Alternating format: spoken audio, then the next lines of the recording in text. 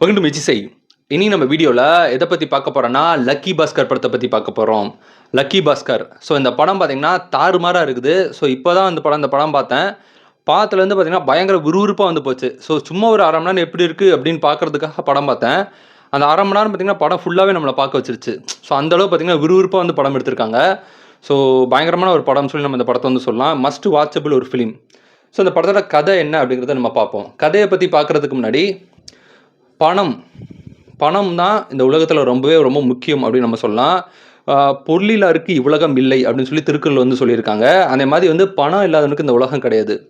No matter how good you are. நீங்கள் எவ்வளோதான் நல்லவனாக இருந்தாலும் உங்கள்கிட்ட பணம் இல்லையா, நீங்கள் மாதம் எவ்வளோ சம்பாதிக்கிறீங்க, வருஷத்துக்கு எவ்வளோ சம்பாதிக்கிறீங்க, இதை பொறுத்து தான் உங்களுக்கு ரெஸ்பெக்ட் இருக்குது.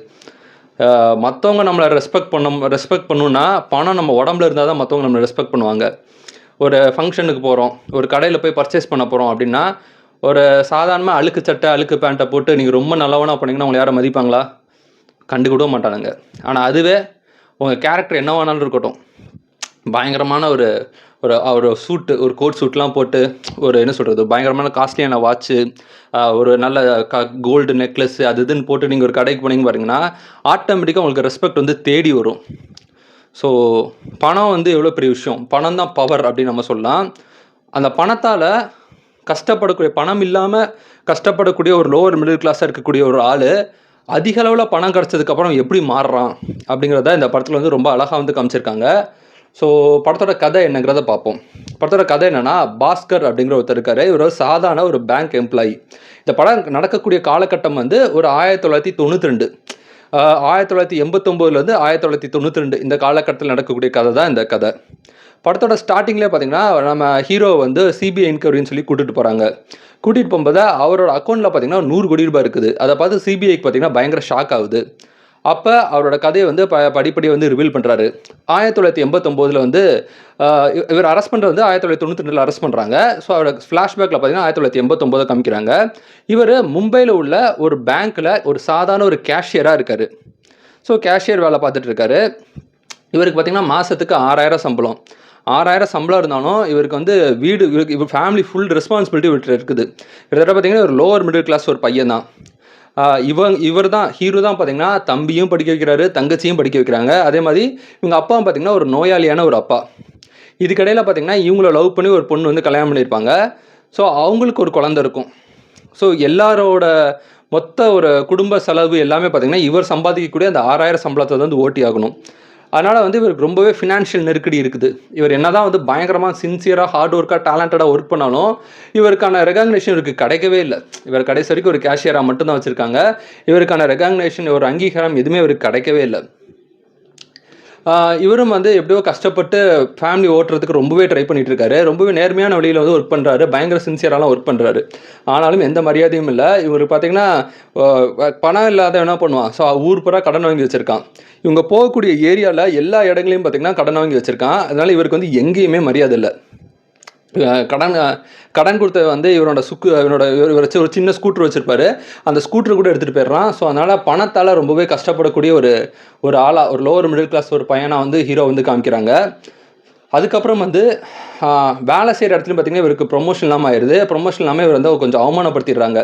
ஒரு எனக்கு ஏன் ப்ரொமோஷன் கொடுக்கல அப்படின்னு அவர் கேள்வி கேட்கும்போது அவரை வந்து அவமானப்படுத்திடுறாங்க. ஸோ ரொம்பவே நொந்து போயிடுறாரு மனசன். சரி, ஓகே. ஆனாலும் பார்த்திங்கன்னா வாழ்க்கையே வெறுத்து போய் ரொம்பவே நொந்து போன டயத்துலையும் வந்து ரொம்பவே பாசிட்டிவாக ஃபீல் பண்ணுறாரு. பாசிட்டிவ் வந்து இது பண்ணுறாரு. ஸோ பாசிட்டிவான ஆட்டிடியூட்டில் இருக்கார். அந்த டயத்தில் வந்து இவருக்கு வந்து வேறு ஒரு ஐடியா வந்து தோணுது. இதுக்கடையில் பார்த்திங்கன்னா டெய்லி ஒருத்தர் வந்து கேட்டுட்டு இருக்காங்க. டெய்லி ஒருத்தர் வந்து எனக்கு வந்து நீங்கள் ஒரு லோன் அப்ரூவ் பண்ணுங்கள் அப்படிங்கிற மாதிரி ஒருத்தர் வந்து ஒரு லோன் அப்ரூவ் பண்ணுங்கள், இந்த மாதிரி எங்களுக்கு வந்து ஒரு பண உதவி தேவைப்படுதுன்னு ஒருத்தர் வந்து பேங்க்குக்கு வந்து கேட்டுக்கிட்டே இருப்பார். அவர் என்ன கேட்குறாரு, அவர் ராம்கி வந்து நடிச்சிருக்காரு. அவர் என்ன சொல்கிறாருன்னா, இந்த மாதிரி வந்து நம்ம வெளிநாட்டில் இருந்து நிறைய கலர் டிவி, அந்த காலத்தில் அந்த 1980களில் பார்த்தீங்கன்னா கலர் டிவி வந்து இந்தியாவில் ரொம்பவே ஃபேமஸாக இருந்தது. ஸோ சோனி, பேனசோனிக் மாதிரியான கலர் டிவிலாம் வந்து இங்கே நிறைய ரேட்டுக்கு வந்து வித்துட்டு இருந்தாங்க. ஏன்னா கலர் டிவி ஃபஸ்ட்டு இந்தியாவுக்கு வருதுங்கனால ஒரு 35,000 40,000 வச்சு வரைக்கும் வித்துட்டு இருந்தாங்க. ஸோ இந்த மாதிரியே கலர் டிவி எல்லாமே வெளிநாட்டில் ஸ்மக்லிங் பண்ணி, வெளிநாட்டில் வந்து பார்த்தீங்கன்னா மலேசியா, சிங்கப்பூர் மாதிரி மிகப்பெரிய நாடுகளை ஒரு 8000 அந்த ரேஞ்சுக்கு வந்து ஸ்மக்லிங் பண்ணி நம்ம நாட்டுக்கு வந்து கொண்டு வராங்க. ஸோ நம்ம நாட்டுக்கு கொண்டு வந்து அதை வந்து பயங்கரமாக வந்து சேல்ஸ் பண்ணுறாங்க.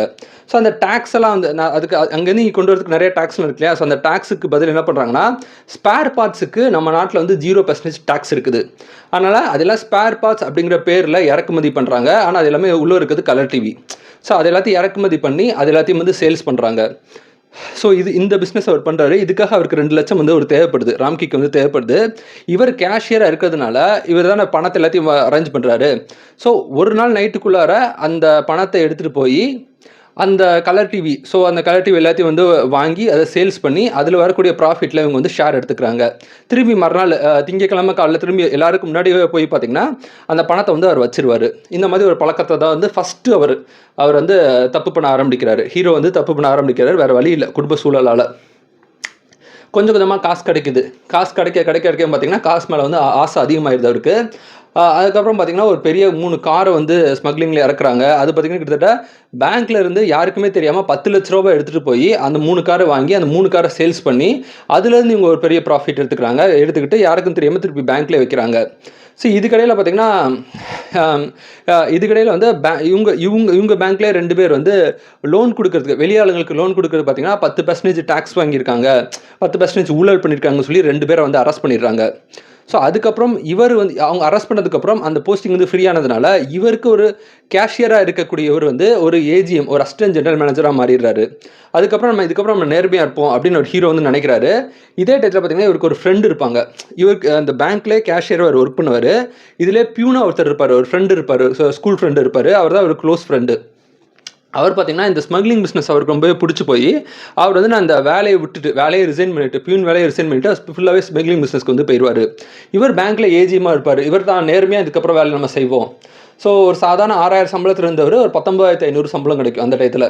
ஓகே, நல்லா காசு கிடைக்குது, ஒரு 3 மடங்கு அதிகமாக காசு கிடைக்குது, நம்ம நேர்மையாக வேலை செய்வோம் அப்படிங்கிற ஒரு எண்ணத்தில் தான் அந்த இடத்துக்கு வருவார். ஆனால் வந்தோடனே சூழல் வந்து அப்பவும் அவர் வந்து அந்த அநியாயமான வழி வந்து அவரை தேடி வரும். அதாவது தவறான வழிக்கு போகிறதுக்கு வந்து தேடி வரும். இதுவாது பார்த்திங்கன்னா சின்ன சின்ன பேங்க் வேலையை வச்சு சின்ன ஃப்ராடு தான் வந்து பண்ணார். ஒரு மிகப்பெரிய ஒரு ஃப்ராடு வந்து அவரை தேடி வரும். அது என்னன்னு பார்த்திங்கன்னா ஷேர் மார்க்கெட் ஊழல்.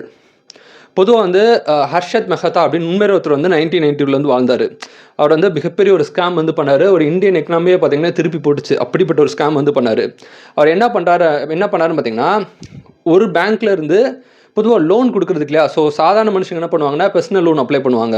எனக்கு ஒரு 3 லட்சம் பர்சனல் லோன் தேவைப்படுதுன்னு சொல்லி பர்சனல் லோன் வந்து அப்ளை பண்ணுவாங்க. இது சாதாரண மனுஷங்க பண்ணுறது. ஆனால் ஒரு பேங்க்கு இன்னொரு பேங்க்குக்கு வந்து லோன் கொடுக்க முடியும். ஸோ ஒரு பேங்க்கு இன்னொரு பேங்க்குக்கு லோன் கொடுக்கணும்னா ஒரு கோடி கணக்கில் தான் கொடுப்பாங்க இல்லையா. ஃபார் எக்ஸாம்பிள் இப்போ எக்ஸ்னு ஒரு பேங்க்கு ஒய்ங்கிற ஒரு பேங்க்குக்கு ஒரு 10 கோடி வந்து லோன் கொடுக்குறாங்க. அந்த மாதிரி ஒரு கான்செப்ட் வச்சுக்கோங்களேன். ஸோ 10 கோடி வந்து லோன் கொடுக்குறாங்க. ஸோ அந்த லோன் கொடுக்கும்போது அது நடுவில் இருக்கக்கூடிய ஒரு ஆளாக தான் பார்த்திங்கன்னா இந்த ஹர்ஷத் மெஹ்தா அவங்க கேங் வந்து இருக்காங்க. அவங்க என்ன பண்ணுறாங்கன்னா, இந்த பேங்க்லேருந்து கடன் வாங்கி இவரோட அக்கௌண்ட்டில் போட்டு அந்த அக்கௌண்ட்லேருந்து இந்த பேங்க்கில் காமிக்கிற மாதிரி காமிக்கிறாங்க. ஆனால் இந்த பேங்க்குக்கு வந்து அவங்க கொடுக்க மாட்டாங்க. இந்த பேங்க்லேருந்து இன்னொரு பேங்க்குக்கு லோன் கொடுக்குற மாதிரி அவங்க அந்த 10 கோடியை வாங்கி அந்த 10 கோடி அப்படியே ஷேர் மார்க்கெட்டில் போட்டு அந்த ஷேர் மார்க்கெட்டில் போட்ட அந்த பணத்தை, அந்த ட்ரேடிங்கில் போட்ட பணத்தை கிட்டத்தட்ட ஒரு 4 வாரத்தில் கிட்டத்தட்ட ஒரே வாரத்தில் 4 மடங்காக மாற்றிடுறாங்க. வெறுமனே ஒரே வாரத்தில் அந்த 10 கோடியை 40 கோடி 50 கோடின்னு சொல்லி பயங்கரமாக வந்து மாற்றிடுறாங்க. இது இந்த மாதிரி ஒரு பேங்க்கு. இந்த மாதிரி பாம்பேயில் உள்ள நிறைய பேங்க்கில் இந்த பிஸ்னஸ் வந்து இவங்க பண்ணுறாங்க. ஸோ ஷேர் மார்க்கெட்டில் பார்த்திங்கன்னா ட்ரேடிங்கில் அந்த பணத்தை போட்டு அந்த ஷேர் எல்லாத்தையும் அதிகப்படுத்தி விட்டுறது. ஸோ அந்த மாதிரி ஒரு ஸ்கேம் வந்து பண்ணாங்க. ஒரு பார்த்திங்கன்னா அது ஸ்கேம்னு ஒரு சீரியஸாக இருக்குது, தனியாக ஒரு வெப் சீரியஸாக இருக்குது. ஹர்ஷத் மெஹ்தா அவரோட கதையை வச்சு எடுத்திருப்பாங்க. ஒரு மிகப்பெரிய ஒரு ஸ்கேம் வந்து பண்ணுறாங்க. இதை வந்து ஹீரோ வந்து கண்டுபிடிக்கிறாரு. ஸோ நம்ம பாஸ்கர் வந்து இப்போ ஏஜிஎம்மாக இருக்கார் இல்லையா, ஸோ அவர் வந்து கண்டுபிடிச்சி அதில் வந்து இவர் கமிஷன் கேட்குறாரு. ஓகே, இதை நான் வெளியே சொல்லாமல் இருக்கணும்னா நீங்கள் எனக்கு கமிஷன் கொடுக்கணும் அப்படின்னு சொல்லிட்டு அவர் வந்து கமிஷன் வாங்குறாரு. கமிஷன் வாங்கி இவர் அந்த ஷேர் மார்க்கெட்டில் போய் எந்த ஷேர் வந்து போகாதுங்கிறத இவங்க மூலமாக முன்னக்கூடயே தெரிஞ்சு வச்சுக்கிட்டு அந்த ஷேர் வந்து முன்னாடியே விற்று இவர் பயங்கரமாக வந்து காசு பார்க்க ஆரம்பிக்கிறாரு. கிட்டத்தட்ட பார்த்தீங்கன்னா பல லட்ச ரூபாய் வந்து பார்க்க ஆரம்பிக்கிறாரு. இவர் பார்க்குற பணத்தை எல்லாத்தையும் என்ன பண்ணுறாருன்னா ஹவாலா மூலமாக வந்து அந்த பணத்தை எல்லாத்தையுமே ஒயிட்டாக மாற்றுறாரு. ஸோ ஒயிட் எப்படி மாற்றுறாங்க அப்படின்னு பார்த்தீங்கன்னா, லாட்ரி டிக்கெட், அந்த காலத்தில் லாட்ரி டிக்கெட் இருந்தது இல்லையா? ஸோ லாட்ரி டிக்கெட்டை ஒரு 25 லட்சம் முதல்ல வருது. அதை லாட்ரி டிக்கெட்டில் போட்டு அந்த லாட்ரி டிக்கெட் நம்பர் இவருக்கு கிடச்ச மாதிரி லாட்ரி டிக்கெட்டில் எனக்கு பணம் கிடச்சிருச்சு அப்படின்னு சொல்லி அது ஒயிட் மணியாக மாற்றிடுறாரு. ஸோ இந்த மாதிரி வந்து ஹவாலா மூலமாக வந்து இவர் வந்து இந்த இந்த இவர் கிடைக்கக்கூடிய பிளாக் மணியை வந்து அப்படியே ஒயிட்டாக மாற்றுறாரு. அதுமாதிரி வெளிநாட்டில் இன்வெஸ்ட் பண்ணுறதுன்னு சொல்லிட்டு இவர் தன்னோட புத்திசாலித்தனமாக அந்த பணத்தை எப்படிலாம் ஒயிட்டாக மாற்றணும்னு மாற்றுறாரு. ஸோ ஒன்றுமே இல்லாமல் அவமானப்பட்டு எங்கேயுமே இவருக்கு மரியாதை இருக்காது. ஆரம்பத்தில் பார்த்தீங்கன்னா இவரோட ஒய்ஃப் வீட்டில் இருந்து வெளியிடங்கள் வந்து எங்கேயுமே மரியாதை இருக்காது. அதுக்கு அப்படியே ஆப்போசிட்டாக வந்து மாறிடும். இவரோட ஃபேமிலியே பார்த்தீங்கன்னா, இவங்க ஃபேமிலியே வந்து யாருமே மதிக்க மாட்டாங்க. ஃபேமிலி ஈவன் அந்த குழந்தைய முதற்கொண்டு யாருமே மதிக்க மாட்டாங்க. ஆனால் பணம் வந்ததுக்கப்புறம் இவரோட லைஃப் வந்து அப்படியே சேஞ்ச் ஆயிரும். ஒரு கடைக்கு போனால் வந்து எல்லாத்தையும் வாங்குவார். ஸோ A to Z எல்லா ட்ரெஸ்ஸையும் வாங்குவார். நெக்லஸ்ஸு அது இதுன்னு சொல்லி ஒய்ஃபுக்கு எல்லாத்தையும் வாங்கி போடுவார். தன்னோட குழந்தையோட பர்த்டே பார்ட்டி பார்த்திங்கன்னா அவ்வளோ கிராண்டாக வந்து நடத்துவார். அது போக வந்து எல்லாமே பயங்கரமாக வந்து செலவு பண்ணுவார். தாறுமாறாக செலவு பண்ணுவார். ஒரு திடீர் பணக்காரன் எப்படி இருப்பான்? காசு பரம்பரை பணக்காரனுக்கு பணத்தோட அருமையே தெரியாது. ஆனால் ஏழையாக இருந்து பிளாட்ஃபார்மில் சாப்பாட்டுக்கே வழி இல்லாமல் கஷ்டப்படக்கூடிய ஒரு ஆள், ரொம்பவே பணத்தால் அடிப்பட்ட ஒரு லோவர் மிடில் கிளாஸுக்கு திடீர்னு ஒரு கோடிக்கணக்கில் பணம் வரும்போது அவரோட நிலைமை எப்படி இருக்கும்? அப்படியே கம்ப்ளீட்டாக அவர் மாறுவார். அப்படியே இந்த சேஞ்சிங்லாம் பார்த்திங்கன்னா ஒரு லோவர் மிடில் கிளாஸ் ஒரு பையனாக நம்ம பார்க்கும்போது சமையலை நம்மளே அந்த மாதிரி ஒரு திடீர்னு ஒரு பெரிய பணக்காரனா எப்படி இருக்கும் அப்படின்னு ஒரு கற்பனை பண்ண முடியுது. அந்த மாதிரி பயங்கரமாக வந்து பயங்கரமாக வந்து பெரிய பணக்காரனாக இருறாரு. அதுக்கப்புறம் பார்த்திங்கன்னா பொதுவாக வந்து ஒன்று சொல்லுவாங்க, ஏழ்மையில் குணம் இருக்கும் ஆனால் பணம் இருக்காது. பணத்தில் பணக்காரன் ஆனதுக்கப்புறம் பணம் இருக்கும் ஆனால் குணம் இருக்காது அப்படிம்பாங்க. பணம் வர வர பார்த்திங்கன்னா பேராசை, ஈகோ அது எல்லாமே அதிகமாயிரும். ஸோ பேராசை, ஈகோ, கோவப்படுறது, அடுத்தவங்களை ஈஸியாக வந்து ஹேட் பண்ணுறது, ஒரு பவர் நம்ம கையில் கிடைக்கும் போது தான் ஒருத்தன் யாருங்கிறதே தெரியும்னு சொல்லுவாங்க. அதுமாதிரி பவர் கையில் கிடச்சதுக்கப்புறம், பணம் கையில் கிடச்சதுக்கப்புறம் அவர் மைண்டே கம்ப்ளீட்டாக மாறும். அதுக்கப்புறம் அதை ரியலைஸ் பண்ணி வந்து எல்லாத்தையும் தன்னை மாற்றுவார். ஓகே, நம்ம இப்படி இருக்கக்கூடாது, இது வந்து ஒரு சூதாட்டம், இந்த ஷேர் மார்க்கெட்டு, இந்த ஊழல், இது எல்லாமே ஒரு சூதாட்டம், இது எல்லாத்தையும் நம்ம தொடர்ந்துட்டே இருந்தோம்னா கண்டிப்பாக ஒரு நாள் மாட்டிக்கும்னு சொல்லிட்டு இதுக்கு எப்போயாவது ஒரு ஃபுல் ஸ்டாப் வைக்கணும்னு சொல்லிட்டு ஃபுல் ஸ்டாப் வச்சு கடைசி அவர் கம்ப்ளீட்டாக ஓரளவு திருந்திடுவார். ஓரளவு திருந்தி அதுக்கப்புறம் வெளிநாட்டில் போய் செட்டில் ஆயிடுவார்.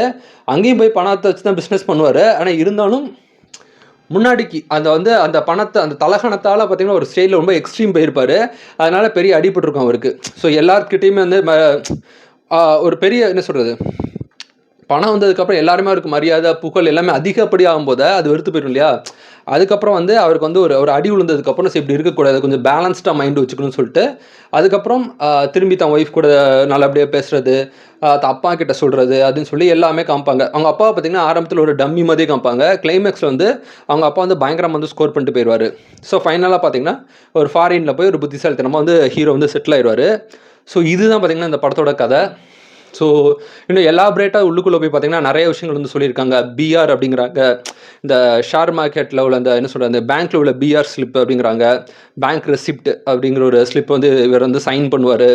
அந்த மாதிரி உள்ள ஷேர் மார்க்கெட்டில் என்ன இது ஷேர் பிக்குங்கிறாங்க. இந்த ஷேர் மார்க்கெட்டில் பார்த்திங்கன்னா ஷேர் பிக், அதாவது ஷேர் அவங்களே அதாவது ஏதோ ஒரு ஷேரை வந்து அதிகப்படியாக வாங்கி அந்த ஷேரோட விலையை அவங்களே ஏற்றி விட்டுருவாங்க.